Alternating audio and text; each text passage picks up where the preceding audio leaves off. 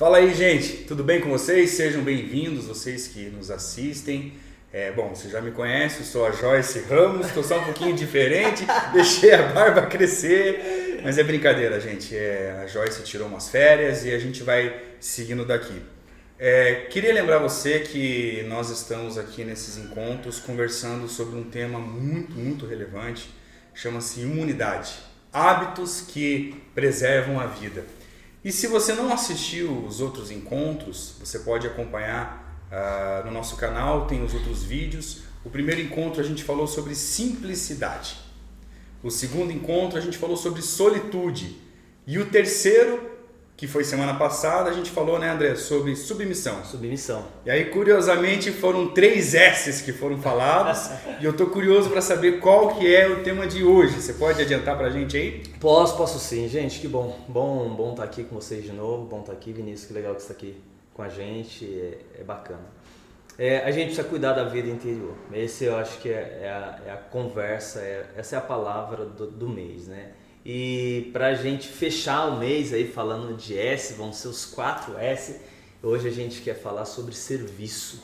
Esse é o assunto do dia de hoje, que vai ajudar também nessa imunidade da vida interior. Serviço. Bom, serviço eu acho que é uma coisa muito abrangente, é muita coisa sobre serviço. Dá para tentar dar uma resumida? Que tipo de serviço você está falando?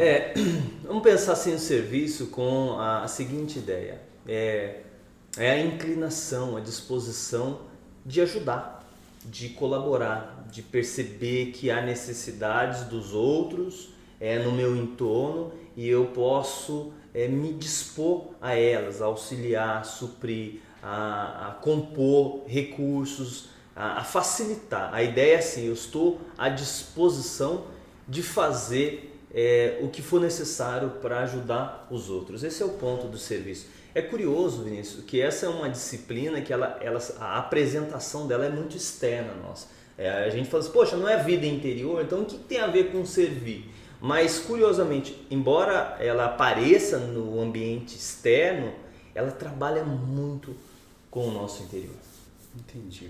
Mas assim, você falando de serviço, a primeira coisa que me vem à cabeça, tá? Vem algo assim meio diminutivo ou...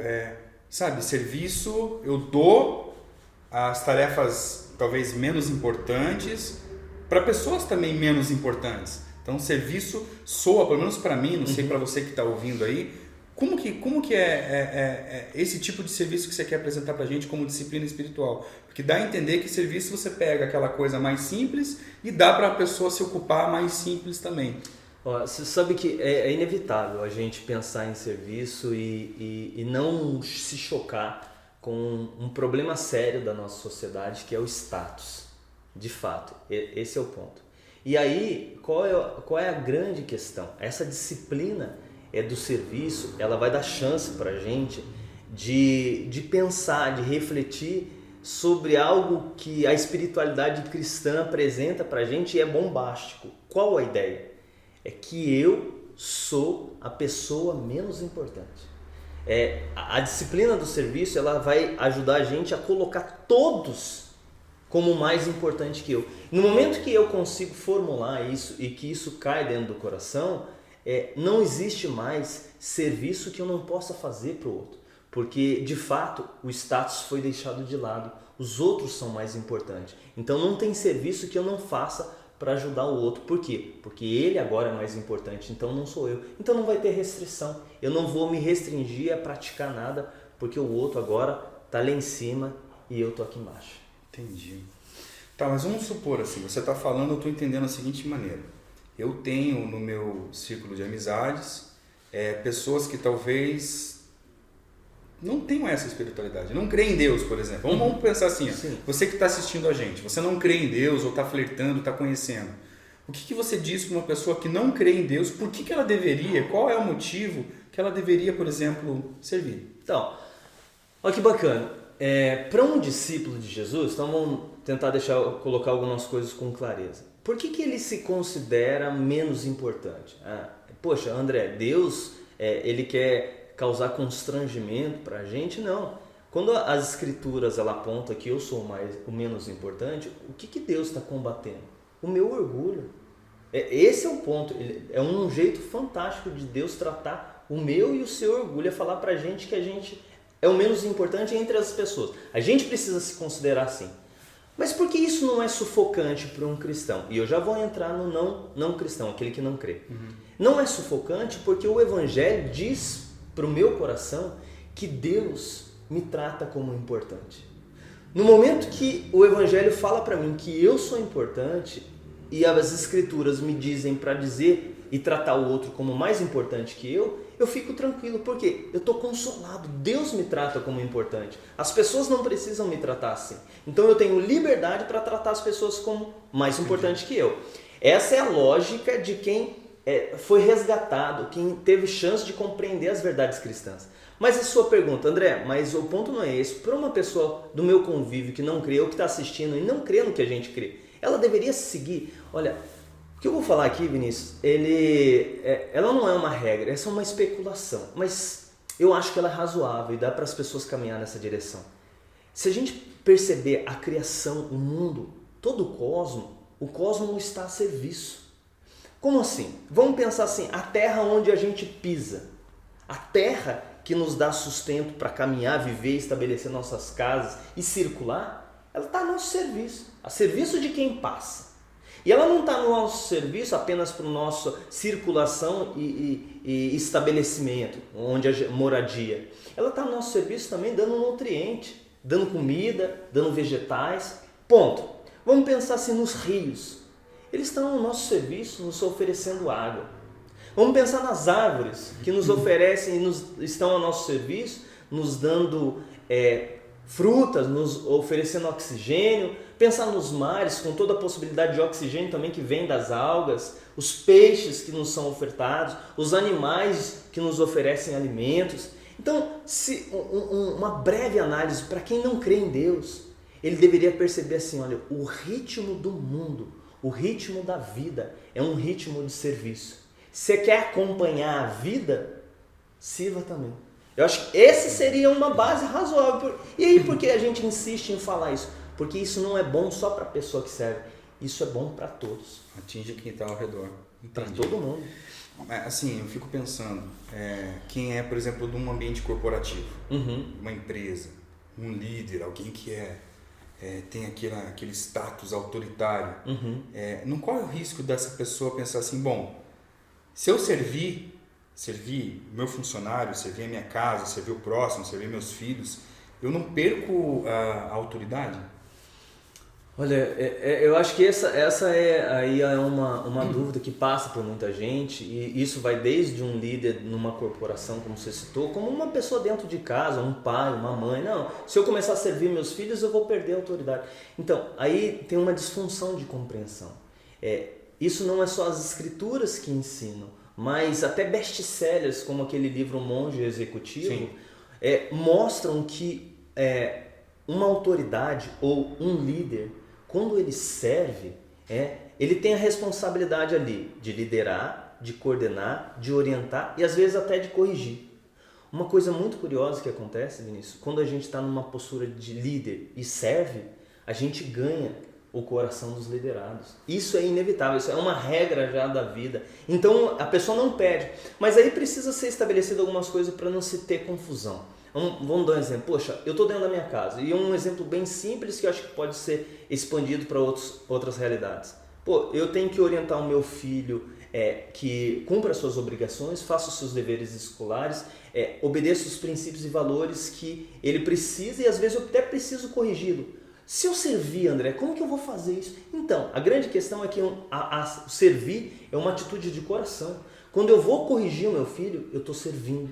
Quando eu estou orientando ele, faça essa responsabilidade, cumpra esse a fazer, eu estou servindo. A grande questão, quando eu sou afrontado e preciso corrigi-lo, eu vou corrigi-lo, mas como quem está servindo. Eu não estou agora dando todas as coordenadas por causa do status de pai e de líder. Eu estou dando essas coordenadas porque eu estou a serviço dele como líder dele. Então, a gente não vai deixar de fazer e se comprometer com as atribuições que temos.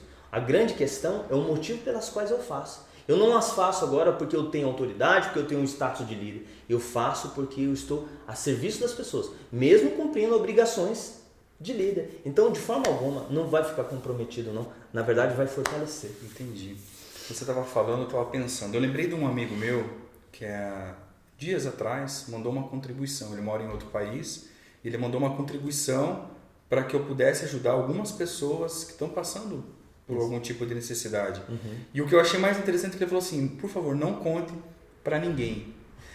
Ele não quer saber não quer que os outros saibam que ele ajudou. Mas, na realidade, quando a gente entra numa mídia social, por exemplo, Facebook, o que eu vejo de pessoas indo pela contramão do que você acabou de falar. Usando o serviço ou ajuda para se promover. Isso é real? Corre esse risco da pessoa estar ouvindo isso que a gente está falando agora e falar assim, pô, eu vou servir e vou ser bem visto agora porque eu estou servindo? Existe isso? Existe esse perigo. O livro que a gente já citou quando a gente começou essa conversa no início do mês, daquele autor chamado Richard Foster, ele fala dos perigos do serviço farisaico. Para quem não entende esse termo, é a noção assim, do serviço hipócrita. E ele vai falar assim, que quem tem problema com a hipocrisia, ou quando nós sofremos o problema com a hipocrisia, isso aparece em algumas coisas. E olha que interessante, ele fala assim, ó, quem serve de forma farisaica ou hipócrita sempre se importa com serviços grandes e não com serviços pequenininhos. Então, se é uma grande empreitada, ele está disposto a participar. Outra curiosidade, quem gosta do serviço de forma hipócrita, ele gosta sempre de ser percebido e nunca ficar no anonimato. E a disciplina do serviço vai mandar a gente fazer serviço e ficar escondidinho. Não tem necessidade de aparecer, exatamente como seu amigo aí.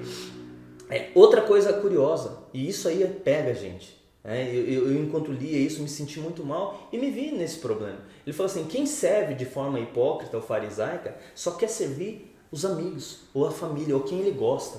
Quem ele não gosta, ele não está disposto a servir. É outro problema. Mas olha que curioso, quem não entendeu a disciplina do serviço e serve de forma hipócrita, faz outra coisa, só serve quando quer, ou quando sente vontade. Não, estou disposto essa semana, estou legal, hoje essa semana eu sirvo. Agora eu não estou disposto, não vou servir. E essa pessoa não se entregou à disciplina do serviço. Agora o que mais me chamou a atenção foi o seguinte, ele diz assim, quem serve de forma hipócrita, usa o serviço como um recurso para manipular as pessoas. Então assim, vou fazendo as coisas para você, para que eu chegue num determinado momento, bata nas suas costas e fale assim, poxa, você poderia agora fazer isso aqui para mim? Então, na verdade, eu fiz tudo aquilo, anunciando e mostrando porque eu queria te fisgar e queria te inclinar a fazer o que eu queria. É o serviço manipulador. Entendi. Então, de fato, é um perigo. Servir é um perigo, principalmente quando a motivação não é correta. E a disciplina do serviço vai fazer a gente servir de forma anônima, servir com pequenos serviços, servir escondido, servir inclusive os inimigos e nunca servir para manipular as pessoas. E também não importa se estou com vontade ou não. A grande questão, para um discípulo de Jesus especialmente, a ideia não é assim, agora eu vou me engajar a serviço. Não, o ponto não é esse. O ponto é, agora eu sou servo. E se eu sou servo, não interessa o momento ou quando eu vou servir. Entendi. Você estava comentando isso e eu estava pensando assim, talvez alguém já tenha dito aquele ditado popular, você dá a mão, agora a pessoa quer o braço inteiro. Sabe, eu estou servindo e sabe o que vai acontecer comigo? Vão abusar de mim. Agora os caras vão pisar em mim porque sabem que o André é o cara que ajuda, o cara que serve, o cara que está ali para socorrer. O que a Escritura, o que Deus fala para essa pessoa que tem esse tipo de mentalidade? Eu não vou servir porque se eu servir, vão abusar de mim, vão... Eu acho que é verdade. Esse é o ponto, Vinícius. A grande questão é essa. Se as pessoas me identificarem, ou quando me identificam que eu sou alguém que serve, o que elas vão fazer? É evidente que vai ter pessoa que vai se aproveitar. Fato. Poxa, e aí? E aí tem uma frase que a gente vai projetar aí para você ler, que é do Richard Foster, que ela me serve de escudo. Olha o que diz. Se voluntariamente escolhemos deixar que tirem vantagem de nós, então não podemos ser manipulados. Uau. É simples assim. É fazer assim sem pensar na consequência, fazer pelo ato de... Se eu sei que vou ser manipulado, pronto, já não tem mais manipulação, porque eu voluntariamente me entreguei para isso. É diferente de eu, nossa, não imaginei que faria isso. Não, eu sei que vão fazer. Então, no momento que eu tenho consciência e voluntariamente eu me entrego, pronto, a pessoa perdeu o poder de me manipular, porque eu sei que ela está querendo fazer isso e eu estou entregue a isso. Pronto. André, a gente chegou num ponto que a simplicidade de querer uma coisa só, a solitude de estar bem em ficar sozinho, e nesse tempo eu busco a Deus, me recarrego para poder ir em direção ao próximo, foi o que foi dito, a submissão de me submeter a Deus. E agora você falando de serviço, ok, a gente ouviu tudo isso ao longo desse mês, e agora você disse que servir o próximo, servir o mundo é algo bom para a minha vida, preserva a minha vida, preserva a minha família, o meu serviço, ok.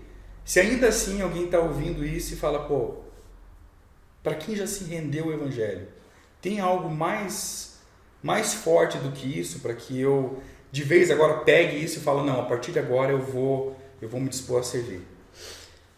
Acho que a gente tem que acessar as Escrituras. Tem um momento fantástico, momento assim, quase final, os momentos finais da vida de Jesus com os seus discípulos, que foi a celebração da Páscoa, a última Páscoa que ele esteve com os discípulos.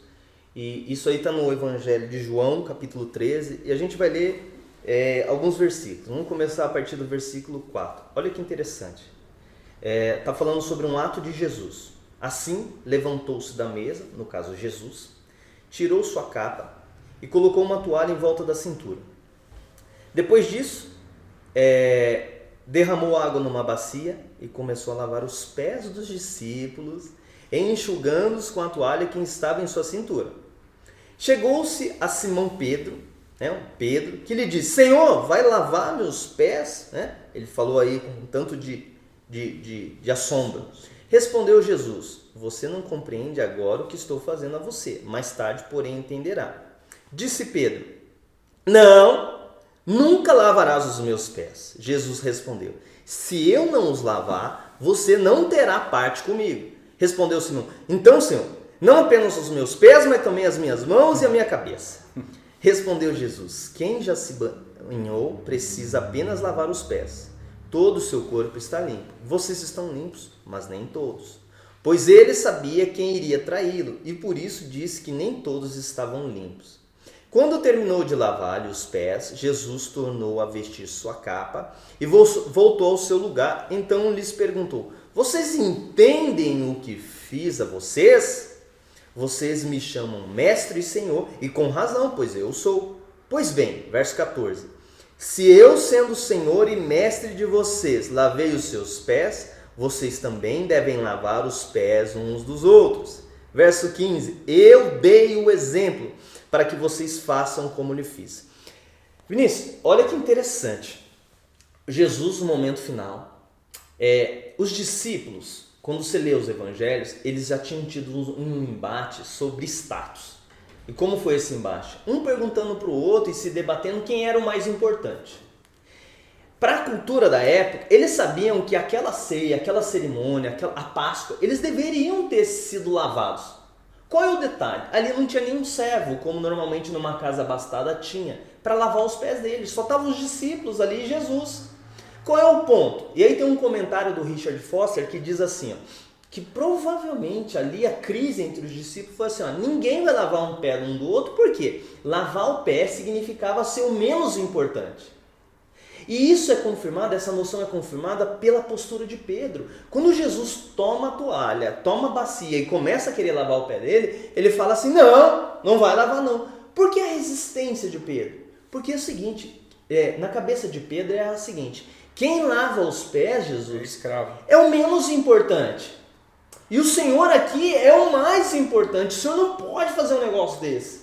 E aí, o que Jesus fala? Não. Se eu não lavar o seu pé, você não tem parte comigo. E ele lava e depois vem com a seguinte lição, que é reforçada no versículo 14, e eu quero chamar a atenção de todos. Verso 14 vai dizer assim, pois bem, se eu sendo Senhor e Mestre, e aí aponta para a autoridade, Jesus é a autoridade, se eu sendo Senhor e Mestre, lavei o pé de vocês. Jesus é aquele que une autoridade e serviço. Ele é essa pessoa. E aí, curioso, verso 14. Vocês vocês discípulos devem lavar, obediência, os pés uns dos outros. Serviço.